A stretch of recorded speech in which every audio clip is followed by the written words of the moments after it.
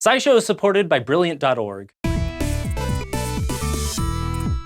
We've come to rely pretty heavily on Wi-Fi. We've got our phones, computers, and watches all hooked into our personal networks, not to mention all those Internet of Things gadgets like smart refrigerators and network-enabled juice presses, which is why the giant flaming hole in Wi-Fi security announced last week is kind of a huge deal. The vulnerability, discovered by Belgian security researcher Matthew van Hoof, could let hackers do things like steal credit card numbers or inject malware basically anywhere there's Wi-Fi. And it went overlooked for 14 years. In practice, the effects might not be that bad, but experts were still taken by surprise. The security protocol that encrypts pretty much all Wi-Fi networks is called WPA2, short for Wi-Fi Protected Access 2. It's been around since 2004, and it was mathematically proven to be safe and to not give up passwords or encryption keys, which it doesn't. But the new vulnerability, known as Crack, gives hackers a potential workaround. Crack, short for Key Reinstallation Attack, exploits a process that's an important part of WPA2 security, what's known as the four-way handshake. The handshake is a series of messages exchanged between a client device like your phone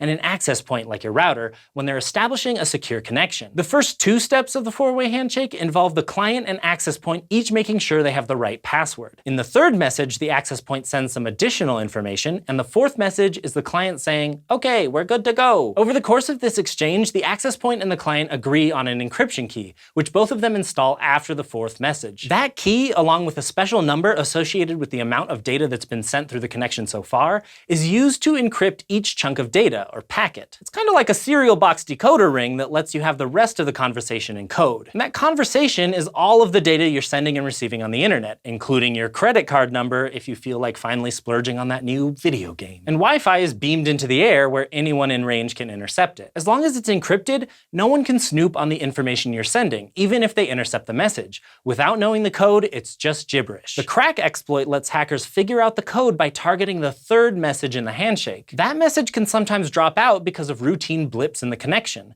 So if the access point doesn't get the fourth, "Okay, it's all good" message from the client, it sends the third message again like, "Hey, I don't think you got that. Let me repeat it." In his paper, Van Hoof found that if a hacker blocks the fourth "got it" message from getting to the access point, causing it to send the third message again, they can force a device to reinstall the encryption key, which also resets that special number. And that's bad. It means you'll end up using the same encryption key and the same number, and therefore the exact same code over and over again. And repetition is how codes are broken. With all those data packets encrypted with the exact same code, hackers can look for patterns that give away what the code is, and it becomes way simpler to decrypt the data they're intercepting. They could do a handful of things with this exploit, depending on the specific type of connection. In some cases, they could theoretically send data too, infecting the device with malware or ransomware. Now, this is a massive vulnerability, and there's reason to take precautions, but there's also reason not to panic, because it's not the end of Wi-Fi as we know it. The bad news first. Since WPA2 is supposed to be so safe, it's used to secure basically all Wi-Fi networks. All of the Wi-Fi, all of it. So if you're saying to yourself,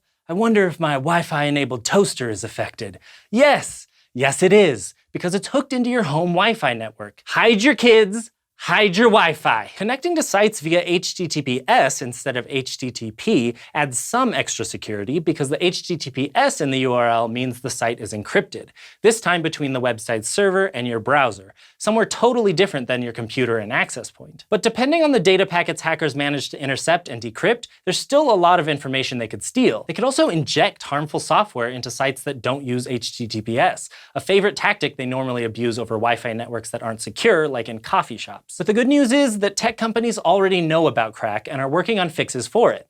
But it'll take time to patch everything. They're already starting to push updates to phones and other devices, but your Wi-Fi router might need more time, not to mention your smart toaster. And ideally, both your devices and your router should be patched. So you should definitely make sure to install any updates that come in for your devices, even your smart hairbrush. Is there a smart hairbrush? I don't believe it. And another piece of good news is that a hacker would have to physically access the Wi-Fi network to pull off a crack attack. They couldn't do it remotely. So unless you see someone in a sketchy van camping out across the street from your house, your personal network is probably fine. It's a little easier to hang out near a business without anyone noticing though, which is why this isn't a risk to totally dismiss. Van Hoof didn't find any evidence that people have actually been carrying out crack-based attacks, but the risk in publishing it is that the bad guys find find out too. And speaking of bad guys, right up there with hackers are chronically dishonest people, aka liars. Brilliant.org has a quiz about truth tellers and liars, and you need to use logic to figure out who's who.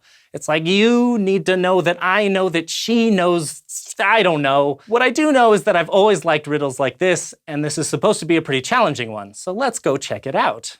So we're looking at Brilliant's multi-level thinking course, which is one of those things that you kind of hope you're really good at, but we'll see. So here we have Alice, who says Bob is lying, but then Bob says neither of us is lying. So now I have to figure out who's actually lying. Alice is calling Bob a liar, but Bob is saying neither of us is a liar. So if Bob was telling the truth, then Alice would also be telling the truth, but Alice is saying that Bob is lying.